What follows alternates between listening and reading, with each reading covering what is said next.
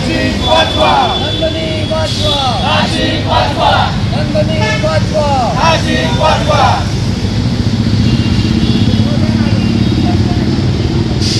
सांडपाणी नंदिनी मुक्त झालीच पाहिजे. झालीच पाहिजे, झालीच पाहिजे.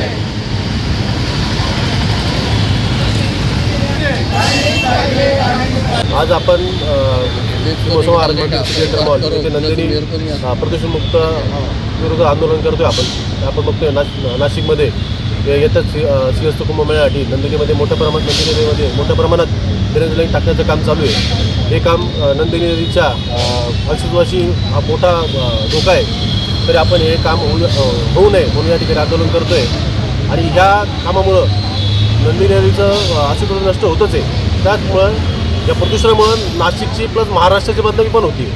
तरी माझी कृपा महाराष्ट्र शासन असेल, नाशिक प्रशासनाला यांना विनंती आहे की आपण आमच्या या आंदोलनाची थोडी दखल घ्यावी आणि हे काम थोडी थांबवावं. मागे जाता नंदिनी नदी स्वच्छता मोहीम झालेली आहे, त्याच्याबद्दल तुमचं काय म्हणणं? नंदिनी नदी स्वच्छता मोहीम घेतली. जर आपल्याला आम्ही जे ह्या ठिकाणी आंदोलन करतोय हे जर आपल्याला एवढं मोठं वाटत नसेल, स्वच्छता मोहीम का घेतली तुम्ही की दिखावा तुमचा? तर नंदिनीप्रती जर तुमचं एवढं प्रेम होतं तर आज तुम्ही या ठिकाणी यायला पाहिलं. प्रशासनाने कोणी आज या ठिकाणी उपस्थित दिसत नाही. आणि दुसरी गोष्ट म्हणजे नुसती वरवर स्वच्छता करून काय उपयोग आहे? जर नंदिनीमध्ये ड्रेनेजचं पाणी तुम्ही सोडणारच असाल तर स्वच्छता मोहीम घेऊन तुम्ही कोणाला दाखवताय की आम्ही नंदिनीसाठी खूप मोठं काम करतोय? तुम्ही वृक्षारोपण लावलं, वृक्षारोपणवरून होणार काय? जर नंदिनीमध्ये जर प्रदूषण राहणारच आहे तर वरवर स्वच्छता करून काय होणार नाही? जखमचं खोलवर असेल आणि मलमपट्टीचं वर करणार असाल तर त्याचा काही उपयोग नाही. नंदिनीसाठी तुम्ही जे करताय हा सगळा दिखावा आहे हे आमचं पर्यावरणपर्यंत स्पष्ट म्हणणं आहे. अनेक संघटनांनी नंदिनी नदीच्या बचाव कार्यासाठी पाठिंबा दिलेला, त्याच्याबद्दल आपण काय सांगा? आपल्याला नाशिक शहरामधील अनेक सामाजिक संघटना, राजकीय संघटना, राजकीय पक्ष असतील ज्यांनी या ठिकाणी पाठिंबा दिलेला आहे. अनेक या ठिकाणी आपले त्याचे प्रतिनिधी आपल्याबरोबर उपस्थित आहे या आंदोलनात. आज हे आंदोलन आपण एक लाक्षणिक आंदोलन आहे. आपण प्रशासनाची आपली जी मागणी प्रशासनापर्यंत आपण मांडण्यासाठी हे आंदोलन करतोय. जर आपल्या आंदोलनाची आपल्या मागणीची दखल नाही घेतली प्रशासनाने तर आम्ही 100% नंदिनी नदीच्या पात्रात उभं राहू आणि आम्ही सर्व पर्यंत सर्व पाठिंबा देणाऱ्या सगळ्या संघटना आम्ही या ठिकाणी जनसंमती. 90 लाख लीटर किसको कहते होंगे? 90 लाख लीटर इतना सीवेज रोज नंदिनी नदी में छोड़ा जा रहा है. 90 लाख लीटर मलमूत्र अगर रोज नंदिनी में डाला जाएगा, जो डाला जा रहा है, तो कैसे होगा अमृत कुंभ स्नान? बस यही एक छोटा सा प्रश्न है.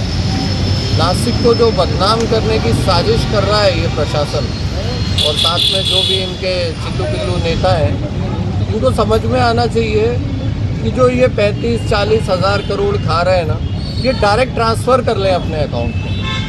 नदी को बिल्कुल हाथ ना लगाएं. इतने बड़े बड़े समाज सेवी यहाँ पर आए जिसको पूरे वर्ल्ड ने, पूरे संसार ने जिनको वर्ल्ड वाटर मैन कहा, डॉक्टर राजेंद्र सिंह, उन्होंने तक कहा कि river should be separated from सीवर. एक लाइन की पॉलिसी बनानी थी कि रिवर को सीवर से अलग कर दो. इन अनपढ़ IAS ऑफिसर्स और बड़े बड़े नेताओं से ये भी नहीं होगा. तो सोचिए ये कुंभ मेला कैसे होगा? क्या ये कुंभ मेला हो भी पा रहा है? या हम गटर में स्नान करने के लिए आमंत्रित कर रहे हैं पूरे देश से, विदेशों से भक्तों को? क्या नासिक का नाम रह जाएगा जब उनको पता लगेगा कि 90 लाख लीटर मलमूत्र जिस नदी में छोड़ा जा रहा है हमें उसमें कुंभ स्नान करना है? तो ये डूब मरने वाली बात है. ना केवल ये IAS और जो भी प्रशासन के और नेता लोग हैं, ये हमारे लिए भी डूब मरने वाली बात है. ये यहाँ पर जितने भी इकट्ठे हुए हैं सबके लिए डूब मरने वाली बात है कि हम लोगों को यहाँ पर गटर में स्नान करने के लिए आमंत्रित कर रहे हैं कुंभ मेले में.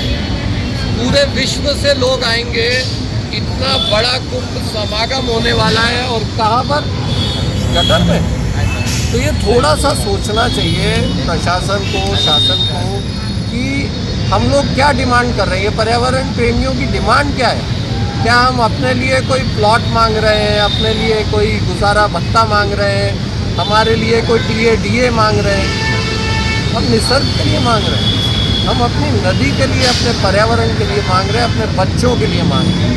और अगर ये भी सरकार नहीं दे सकती तो ये सरकार किस काम इससे अच्छी सरकारें तो बहुत सारे बड़े बड़े जो हिटलरशाही लोग रहे ना, वो भी यही करते थे। माओ का इतिहास, मुसोलिनी का इतिहास, हिटलर का इतिहास यही दिखाता है। तो क्या हम उसी शासन में अभी? थोड़ा सा दिमाग का इस्तेमाल होना चाहिए। हमें कोई एतराज़ नहीं है कमीशन खाया जाए, कोई प्रॉब्लम नहीं है। कुंभ मेले के 35,000 करोड़ आप पूरे ट्रांसफ़र कर लो, लेकिन नदी को और पर्यावरण को हाथ मत। मुळामध्ये आम्ही आज इथे आंदोलनासाठी आलेलो आहोत. त्याचं कारण ते आहे, आत्ताच नुकताच जो पाऊस येऊन गेला तिथे नंदिनीने दाखवलेलं आहे का ती नासडी नाही आहे, नंदिनीच आहे, ती नदी आहे.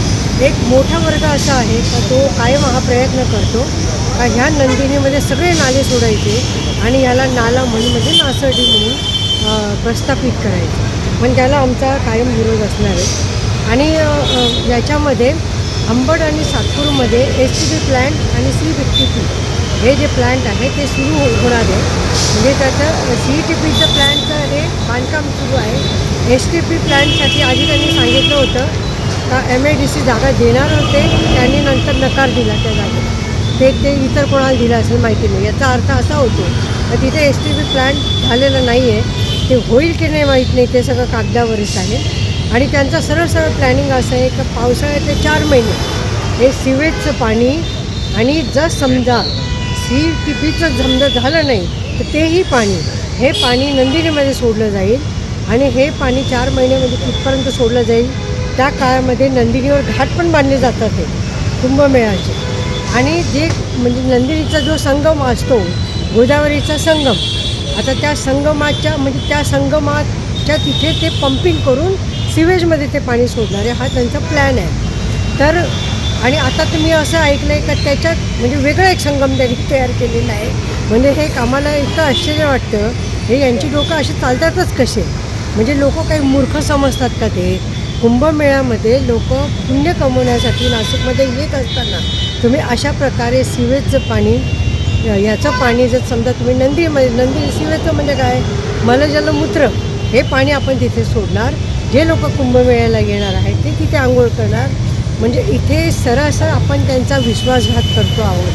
त्यामुळे किती मोठी आपली बदनामी होणार आहे. त्यामुळे नाशिक बदनाम होणार नाही का? त्यामुळे महाराष्ट्र बदनाम होणार नाही का? याचा गांभीर्याने विचार केला पाहिजे. तसंच नंदिनीमध्ये चेंबर हे सिमेंटचे बांधतात आहे, पण नंदिनीमध्ये किंवा कुठल्याही नदीमध्ये सिमेंटचं बांधकाम करायचं नाही. निरीच्या अत्यंत स्पष्ट सूचना आहे. सुप्रीम कोर्टाने पण ह्या सूचना पाळाव्यात असं स्पष्ट सांगितलं असताना तर आपल्याला आता कोणी अजून सूचना द्यायला पाहिजे. म्हणजे प्रत्यक्ष एवढा सगळा पूर आल्यानंतर नंदिनीने तिची हे पण दाखवून दिली का माझं पात्र काय आहे. म्हणजे त्याच्यापेक्षा आणि मोठं पात्र आहे ते. त्यामुळे तिच्या पात्रातून तिला तुम्ही निष्कांचित करतात आहात. हा नंदिनीचा विषय आणि गोदावरीचा विषय. गोदावरीच्या पात्रामध्ये बांधकाम चालू आहे, पात्रामध्ये घाट चालू आहे.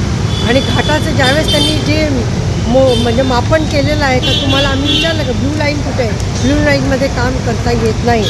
तर ते जे कोणी आर्किटेक्ट होते महाहुशार, त्यांनी काय केलं, जो कुंभमेळा पावसाळ्यात येतो, जो आता ऑगस्टमध्ये वगैरे येणार आहे, तर ह्या महाशयांनी म्हणजे एप्रिलमध्ये वगैरे पात्रात उभं राहून त्यांनी पात्राची रेषा ठरवली नदीची. म्हणजे असे हे महाहुशार लोक आहेत.